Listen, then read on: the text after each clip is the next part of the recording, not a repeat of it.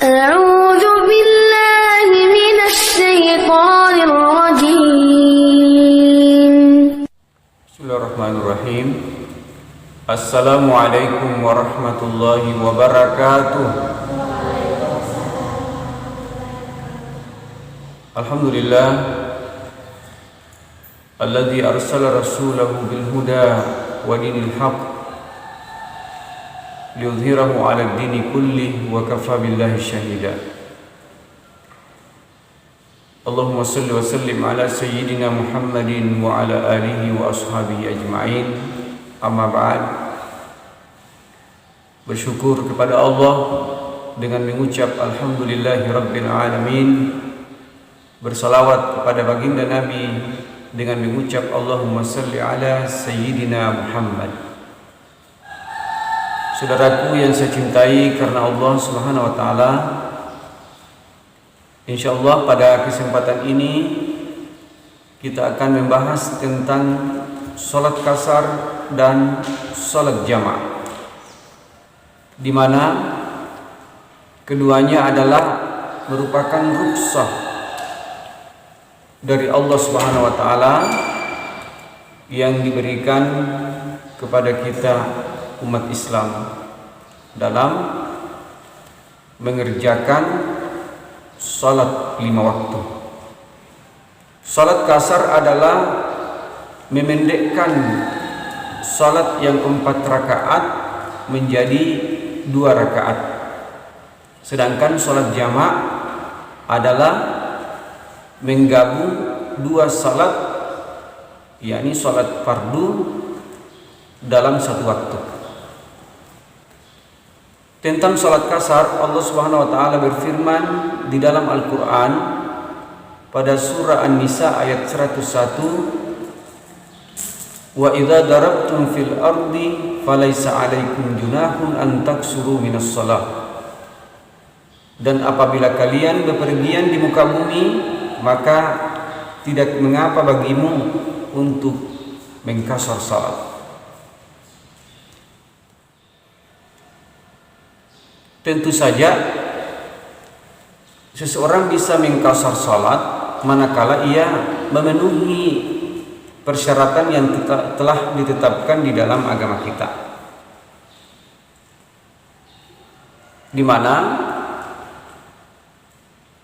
di dalam penjelasan dari para ulama kita di beberapa kitab, di antaranya adalah kitab Safinatun Najah, dijelaskan bahwa syurutul kasri sab'atun. Syarat-syarat salat kasar itu ada 7. Yang pertama adalah ayyakuna safaruhu marhalataini. Hendaknya perjalanan itu mencapai 2 marhalah. 2 marhalah itu sekitar 16 parsah.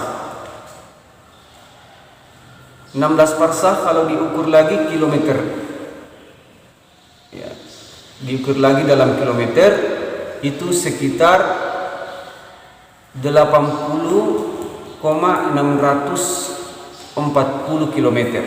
Jadi 80 kilometer lebih, ya, hampir 1 kilo lebihnya.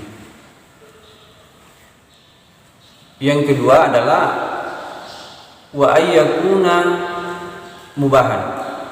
Hendaknya perjalanan itu adalah perjalanan yang mubah atau diperbolehkan. Jadi kalau ada orang yang berjalan jauh dalam rangka sesuatu yang tidak diperbolehkan, dalam sesuatu yang diharamkan, maka itu tidak boleh. Seperti ada orang yang berjalan jauh karena ingin pergi berjudi, ingin pergi merampok, maka itu otomatis tidak diperbolehkan. Yang ketiga, wal ilmu bijawazil qasri, mengetahui tentang kebolehan mengkasar salat. yang sebagaimana Allah sudah jelaskan di dalam Al-Quran yang telah kami bacakan tadi. Yang keempat, wa niyatul kasri indal ihrami, berniat mengkasar salat ketika takbiratul ihram. Ya, mungkin ini sekaligus tata cara mengerjakan salat kasar, karena salat kasar ini sama pelaksanaannya dengan salat yang biasa kita lakukan. Hanya saja yang 4 rakaat dijadikan 2, lalu niatnya umpama salat zuhur, usalli fardadz zuhri rak'ataini kasran lillahi ta'ala, kalau sendirian. Kalau makmum, kasran makmuman lillahi ta'ala. Kalau imam, kasran imaman lillahi ta'ala. Kalau salat asar, usalli fardal asri rak'ataini kasran lillahi ta'ala. Kalau salat isya, usalli fardal isya'i rak'ataini kasran lillahi ta'ala. Jadi 3 salat ini yang bisa dikasar. Maghrib dengan subuh tidak bisa dikasar. Kemudian yang kelima adalah wa ayyakuna sholatu rubaiyatan, hendaknya yang dikasar adalah salat yang 4 rakaat. Ya, sebagaimana telah kami jelaskan tadi. Yang keenam adalah wadawa mustafari, masih berlangsungnya perjalanan.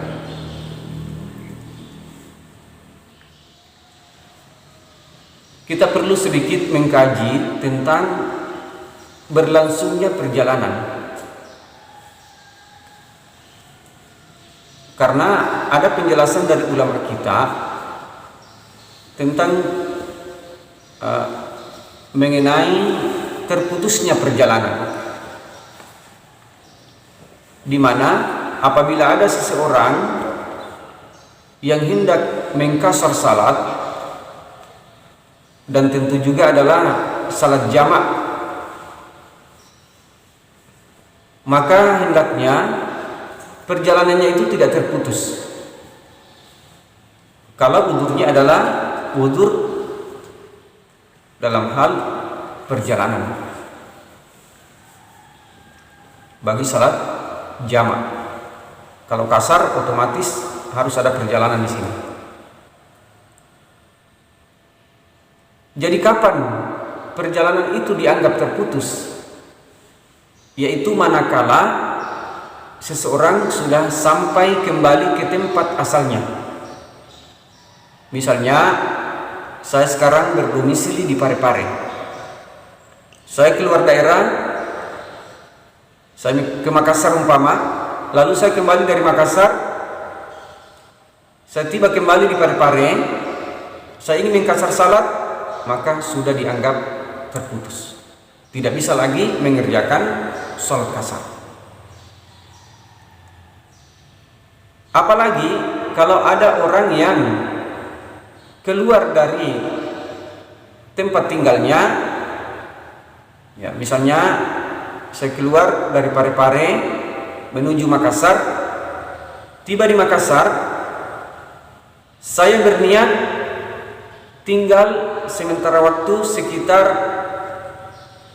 5 hari, maka itu juga dianggap terputus perjalanan. Karena kapan seseorang tiba di tempat lalu ingin berdiam atau tinggal sementara sekitar 4 hari, maka perjalanannya itu dianggap terputus. Makanya itu biasa dikatakan bahwa dalam mengkasar dan menjamak salat itu waktunya sekitar 3 hari 3 malam.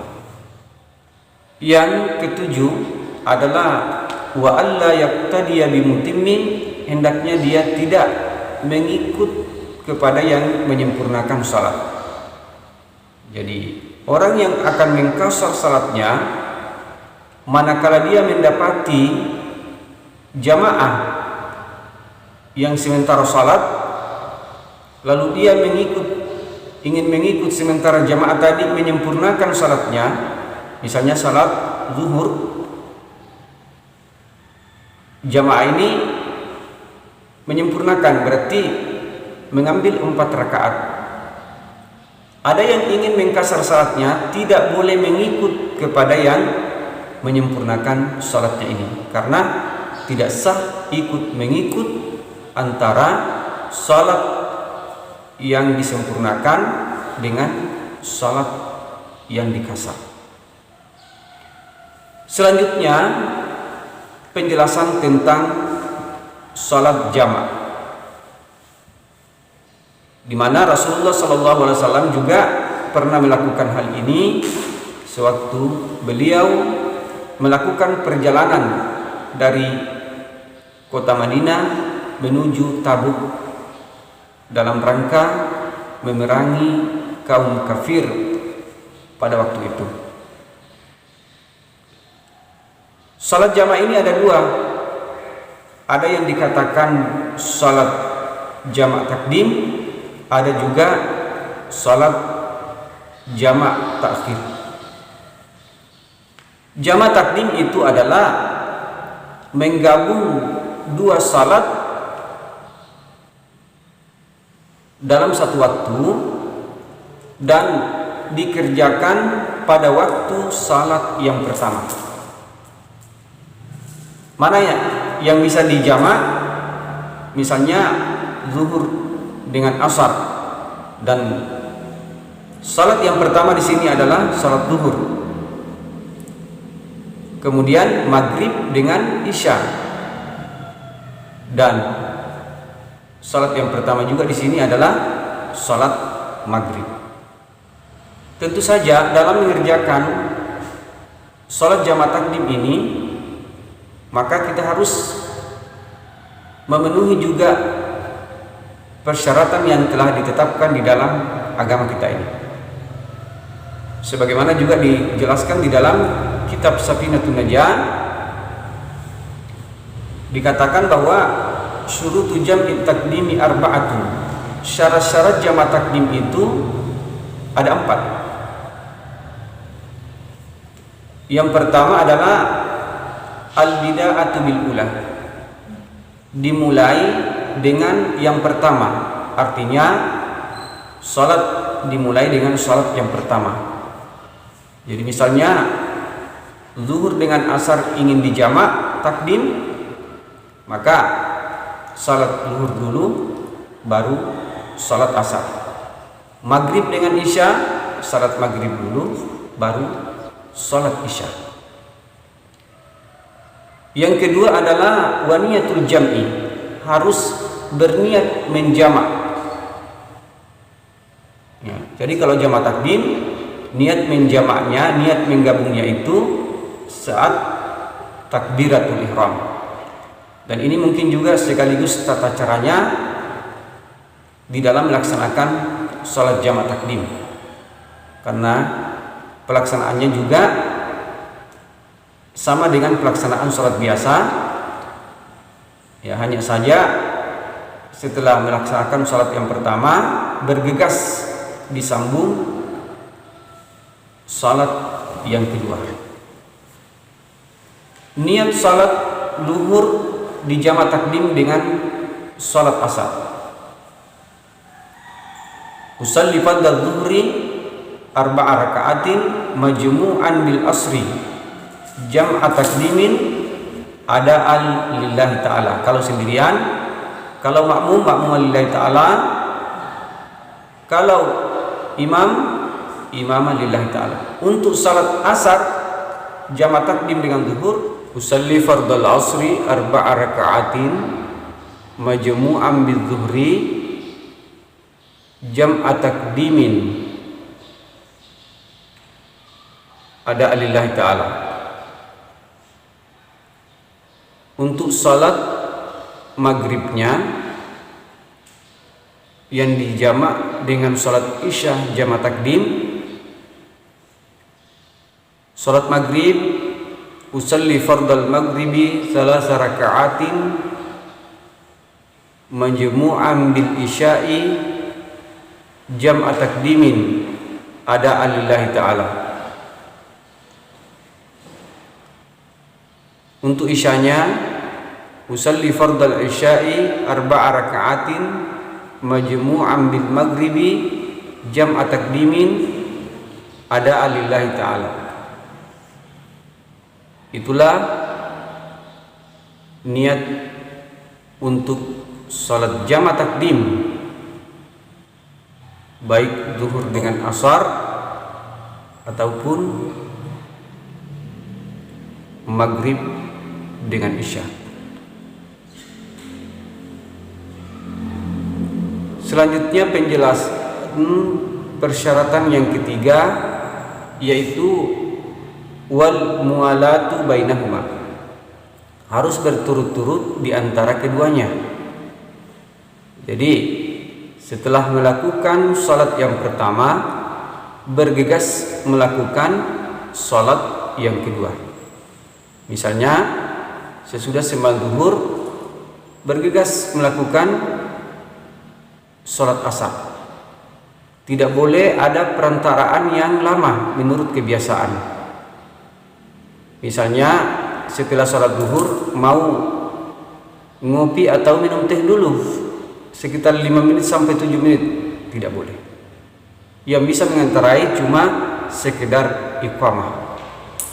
Dan yang terakhir adalah dawamul udri, masih berlangsungnya udzur, seperti orang yang melakukan perjalanan, masih dia dalam perjalanan, belum sampai ke tempat asalnya. Jama' takhir menggabung dua salat dan pengerjaannya pada waktu salat yang kedua. Misalnya zuhur dengan asar, maka salat kedua yang dimasukkan di sini adalah salat asar. Disinilah dikerjakan jama' takhir. Maghrib dengan isya berarti dikerjakannya pada waktu salat isya, karena itulah waktu yang kedua. Dan sekali lagi, dalam mengerjakan jama' takhir ini tentu harus juga memenuhi persyaratan yang telah ditetapkan di dalam agama kita, di mana syurutu jam'i takhiri ithnani. Syarat-syarat jama' takhir ini ada dua. Yang pertama adalah berniat menjamak pada waktu salat yang pertama, walaupun sisa waktu berniat itu sekedar panjang salat yang kita akan lakukan. Ya, misalnya zuhur dengan asar, harus berniat memang pada waktu zuhur. Saya berniat mentakhir salat zuhur ke asar. Kalau maghrib dengan isya, saya berniat mentakhir salat maghrib ke isya. Niat salat asar dijamak dengan zuhur, jamak takhir. Umpama kalau salat asar yang lebih awal diambil, usalli fardal asri arba'a raka'atin majmu'an bidzuhri jam'a ta'khirin ada alillahi ta'ala. Salat zuhurnya usalli fardal zuhri arba'a raka'atin majmu'an bil asri jam'a ta'khirin ada alillahi ta'ala. Maghrib dengan isya, pada isyanya, kalau isya juga diambil lebih awal karena dia pemilik waktu, usalli fardal isya'i arba'a raka'atin majmu'an bil maghribi jam'a ta'khirin ada alillahi ta'ala. Salat maghribnya usalli fardal maghribi salasa raka'atin majmu'an bil isya'i jam'at ta'khirin ada lillahi ta'ala. Jadi itulah jamak takdim dan jamak takhir daripada niat-niatnya. Kemudian jamak takhir ini dan jamak takhir mengerjakannya jangan lama perantara antara salat yang pertama dengan salat yang kedua. Jadi sesudah salat zuhur umpama harus bergegas melaksanakan salat asarnya. Setelah salam ke kanan dan ke kiri bangkit lagi. Ya, perantaranya boleh sekedar mengikamah saja. Ya. Kemudian terakhir persyaratannya adalah wadawamul udri, masih berlangsungnya uzur. Jadi seumpama orang mengerjakan salat jamaah ini karena perjalanan, maka harus perjalanannya masih berlangsung.